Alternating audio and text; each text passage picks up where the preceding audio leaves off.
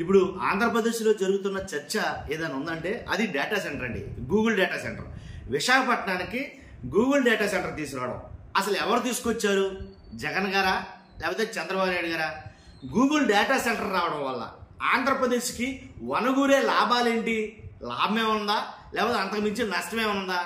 అసలు ఈ data centre వల్ల ఎంతమందికి ఉద్యోగాలు రాబోతున్నాయి? ఎందుకని అసలు ఎంతమందికి ఉద్యోగాలు వస్తాయో చెప్పకుండా మిగిలిందంతా చెప్పింది కూటమి ప్రభుత్వం, చంద్రబాబు నాయుడు గారు కావచ్చు, లోకేష్ గారు కావచ్చు.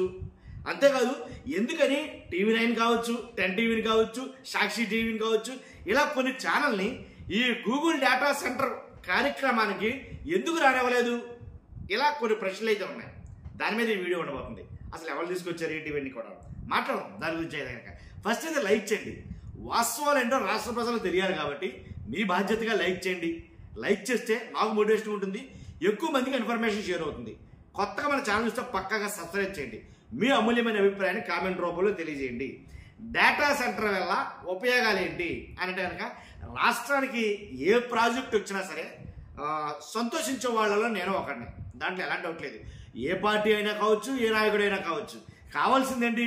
రాష్ట్రానికి ప్రాజెక్టులు కావాలి, రాష్ట్రానికి ఫ్యాక్టరీలు రావాలి, రాష్ట్రం అభివృద్ధి దిశకెళ్ళాలి, రాష్ట్ర ప్రజలందరూ బాగుండాలి. ఇదే కదా మన కాన్సెప్ట్.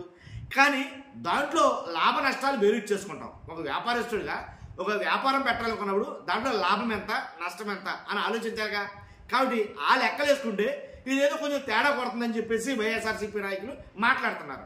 ఏంటి డేటా సెంటర్ అసలు ఏంటి అని అంటే కనుక ఏదైతే గూగుల్ డేటా సెంటర్ పెడుతుందో మొత్తం స్టోరేజ్ చేసుకోవడం కోసం, డేటాని అంతా స్టోరేజ్ చేసుకోవడం కోసం ఒక సెంటర్ని ఏర్పాటు చేసుకుంటుంది. స్టోరేజ్ సెంటర్లో ఉద్యోగాలు ఏముంటాయి అది చెప్పడానికైనా మీరు అడగడానికైనా. ఇప్పుడు అది ఒక డేటా సెంటర్ అంటే ఒక డేటాని, గూగుల్ డేటాని అక్కడ స్టోరేజ్ చేసుకుంటుంది. స్టోరేజ్ చేసుకోవడం కోసం ఒక సెంటర్ని ఏర్పాటు చేసుకుంటున్నారు. ఆ స్టోరేజ్ సెంటర్లో, డేటా స్టోరేజ్ సెంటర్లో ఉద్యోగాలు ఏముంటాయి వాళ్ళు అడగడానికి మీరు చెప్పడానికి? చాలా తక్కువ బట్టి ఉద్యోగాలు ఉంటాయి.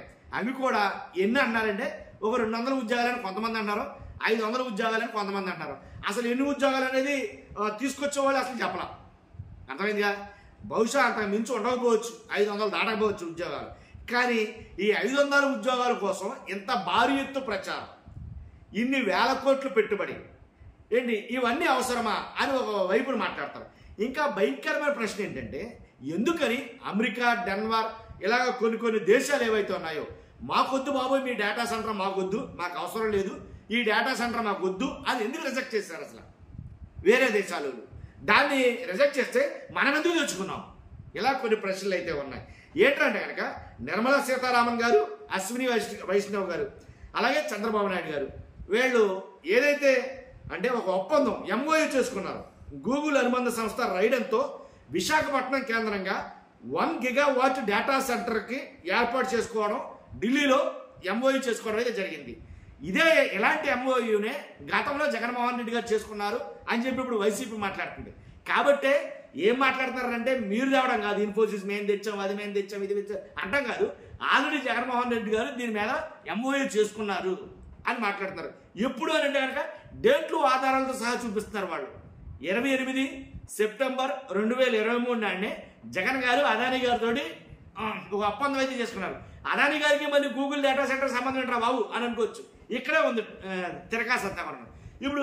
ఇప్పుడు వస్తున్న గూగుల్ అనుబంధ సంస్థ ఏదైతే ఉందో అది ఎలా అంటే అదానీ వాళ్ళతోటి టైఅప్ అయ్యే విశాఖలో గూగుల్ డేటా సెంటర్ ఏర్పాటు చేస్తారు. అంటే అదానీ తీసుకొస్తున్నట్టు లెక్క, అదానీతో టైఅప్ అయ్యి. అర్థమైందిగా? సో ఇదే MOUని జగన్మోహన్ రెడ్డి గారు అదానీ గారితో 2023 సెప్టెంబర్ 28న ఒక MOU అయితే చేసుకోవడం జరిగింది. తర్వాత వాళ్ళది ఏంటంటే వైసీపీ వాళ్ళు చేస్తున్నది ఏంటంటే కనుక ఏదన్నా వాడు తీసుకొస్తే నయ్యో నేను ఇంకోటి చూసానండి బాబు మీకు చెప్పడం మర్చిపోయా. మహాన్ న్యూస్ అనుకుంటా వంశీ గారు ఇందాక మాట్లాడతాడు. ఆయన ఇందాక నిన్న ఏదో మొత్తం నేను అనుకుంటా అంటే నేను మాట్లాడతాడు. ఆయన ఏమనంటే తెలుసా, ఆల్రెడీ ఇక్కడి నుంచి మెయిల్ వెళ్ళిపోయినాయి అంట. మెయిల్ పెట్టేశారంట అక్కడికి. ఏమని? డేటా సెంటర్ తెస్తే కనుక నీ అంతు చూస్తాం ఏంటి, నిన్ను చంపేస్తాం అని రకరకాలుగా బెదిరిస్తున్నారంట. అంట అర్థమైందిగా? ఎవడు బెదిరిస్తాడండి? రావడం అందరికీ హ్యాపీనే కదా. ఇప్పుడు జగన్మోహన్ రెడ్డి గారికైనా ఎవరికైనా హ్యాపీనే కదా రావడం. కాబట్టి ఈ రకమైనటువంటి ప్రచారం ఒక పక్కన జరుగుతుంది ఈ డేటా సెంటర్ గురించి. ఇంకో ప్రచారం ఒక పక్క నుంచేమో ఇంకోటి ఏంటంటే వైసీపీ వాళ్ళు అంటుంది ఏంటంటే మేము వద్దని అంటలా, తీసుకురావద్దని అంటలా, కానీ తీసుకొచ్చేది ఎంతవరకు ఉపయోగమో ఆలోచించుకోమంటున్నాం. 100 రూపాయలు పెట్టుబడి పెడతామంటే దాని మీద ఇంకో 100 రూపాయలు రావాలని చూడాలి తప్ప మరి ఖర్చు ఎక్కువైపోయి లాభం తక్కువైతే చేసే వ్యాపారం ఎందుకు? ఎందుకంటే 87,000 కోట్ల పెట్టుబడులతో పెడుతున్న ఈ డేటా సెంటర్ 87,000 కోట్లతో పెడుతున్నారు. ఈ పెట్టుబడితో వచ్చే డేటా సెంటర్ వచ్చే ఉద్యోగాలు ఏంటంటే 200. అర్థమైందిగా? తర్వాత ప్రభుత్వం ఇచ్చే రాయితీలు చెప్పాలి మీకు. ఇక్కడ ప్రభుత్వం ఇచ్చే రాయితీలు చూస్తే 22,000 కోట్ల రూపాయల రాయితీలు ఇస్తుందంట ఈ డేటా సెంటర్కి. 22,000 కోట్ల రూపాయలు అంటే 200 ఉద్యోగాల కోసం 22,000 కోట్ల రూపాయల రాయితీలు అవసరమా? ఇది చాలా మంది అడుగుతున్న ప్రశ్న. అంతేకాదు ఒక లెక్క ఉంటుందంటండి. ఎలా అంటే 1 కోటి రూపాయలు పెట్టుబడి పెడితే ఒక ఉద్యోగం ఇవ్వాలి, ఇదో లెక్క. ఈ లెక్కను చూసుకున్నా సరే 87,000 కోట్లు పెడతారు కాబట్టి కనీసం 87 ఉద్యోగాలు వస్తాయి కదా, మరి ఇంకా అదనంగా ఇంకో 87 పెరగాలి కదా అనేది మాట్లాడతారు. మొత్తానికి ఏదైతేనండి చంద్రబాబు నాయుడు గారు అయితే ఒక ఎంఓయూ చేసుకున్నారో దాన్ని అట్టహాసంగా, చాలా ఒక రకంగా అట్టహాసంగా గూగుల్ డేటా సెంటర్ తీసుకొస్తున్న విశాఖకి, విశాఖ రూపురేఖలు మారిపోతాయి, విశాఖ అభివృద్ధి పదాన్ని నడుస్తుందని అన్నారు. నడిస్తే మరీ మంచిది, వెల్ అండ్ గుడ్. అసలు ఎవరు దాన్ని అబ్జెక్షన్ చేయరు. లేదు అని అంటే కనుక ఒక్కసారి ఆలోచించండి దీని గురించి. ఒక డేటా సెంటర్ వల్ల ఉపయోగం ఉండదు. కానీ ఏం కావాలి మరి అని అంటే కనుక డేటా సెంటర్తో కాదు కానీ డెవలప్మెంట్ ఏదైతే సెంటర్ ఉంటుందో అలాగే ఐటీ పార్క్ ఉంటుందో ఈ రెండు వస్తే కనుక కొన్ని వేల ఉద్యోగాలు వస్తాయని అంటున్నారు నిపుణులు చాలామంది. ఓన్లీ డేటా సెంటర్ కాకుండా డెవలప్మెంట్ సెంటర్ కానీ అలాగే ఐటీ పార్క్ కానీ వస్తే కనుక 25,000, 30,000, 50,000 ఉద్యోగాలు వస్తాయి. దాని ద్వారా అయితే ఎక్కువగా ఆంధ్రప్రదేశ్లో ఉపయోగం ఉంటుంది, వైజాగ్కి ఉపయోగం ఉంటుంది అనేది మాట్లాడతారు. ఆయన మాట్లాడుతూ కూడా నిజమే. ఉపాధి అవకాశాలు పెరుగుతుంటే ఖచ్చితంగా అలాంటివి కదా రావాలి, ఇవి కాదు కదా, ఎవరికి కావాలి. అందుకనే ఏమో ప్రపంచ దేశాల్లో చాలా దేశాలు ఈ వద్దని రిజెక్ట్ చేసినాయేమో అని నాకు అనిపించింది. వాస్తవంగా అయితే కనుక ఎందుకు వద్దంటే అగ్రరాజ్యాలు కదండి, బాగా డెవలప్డ్ కంట్రీస్ కదా అవి వద్దండి అంటే ఏదో మొత్తం ఉండే ఉంటుంది కదా. కాబట్టి డేటా సెంటర్ వల్ల యూజ్ ఏమీ లేదు. పైగా పైపెచ్చు ఇది వాడుకునే కరెంటు వైజాగ్ మొత్తం సిటీకి సప్లై చేసే కరెంటు ఇంచుమించుగా ఒక ఎత్తు ఉంటాయని మాట్లాడుతున్నారు. కాబట్టి దీనివల్ల రేడియేషన్ ప్రాబ్లం అనేది ఫ్యాక్టరీలు ఏమైనా పెట్టినప్పుడు లేదా ఇలాంటి డేటా సెంటర్లు వచ్చినప్పుడు ఇవన్నీ కామన్ అనుకోండి. అలాంటివి లేకపోతే కనుక అభివృద్ధి ఉంటుంది. కానీ దానివల్ల ఎంత ఉపయోగం అనేది ఆలోచించాలని మాట్లాడుతున్నారు. దానితో పాటు అది రావడం ఎవరికి అభ్యంతరం లేదు, నాకు మరి ముఖ్యంగా అభ్యంతరం లేదు. ఎందుకంటే ఇలాంటి వాటి వల్ల అభివృద్ధి జరుగుతుంది అంట నేను. దానితో పాటు డెవలప్మెంట్ సెంటర్లు అలాగే ఐటీ పార్క్ కూడా వస్తే కనుక ఎక్కువ ఉద్యోగ అవకాశాలు, ఎక్కువ ఉపాధి అవకాశాలు పెరిగే అవకాశం ఉంది కదా ఆంధ్రప్రదేశ్కి. ఆ దిశగా ఎందుకు ఆలోచించలేదు, ఎందుకని నాకు అర్థం కాదు. కాబట్టి అంటే 200 మంది ఉపాధి కోసం 22,000 కోట్ల రూపాయలు రాయితీలు ఇవ్వటం ఏంటి అనేది నాకు అర్థం కాదు. కాబట్టి ఇంచుమించుగా 5 టీఎంసీలు నీళ్ళు అవసరం అవుతాయంట వాళ్ళకి. ఏంటి ఇలాగా దానికి అవసరమైనవి చాలా ఉన్నాయి.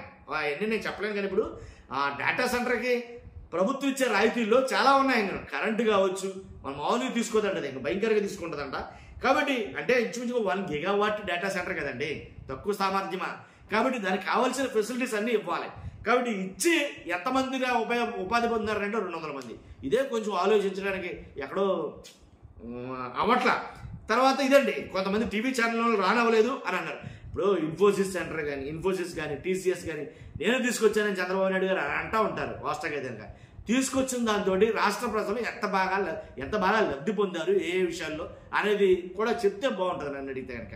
ఇదండి ఈ గూగుల్ డేటా సెంటర్ కథ. అర్థమైందిగా ఎవరు తీసుకొచ్చారు ఏంటి అనేది కనుక ఎంతమందికి ఉపయోగపడ్డది అనేది ఇంపార్టెంట్. జగన్మోహన్ రెడ్డి గారు కూడా ఆయన హయాంలో కూడా ఎంఓయూ చేసుకున్నారంట.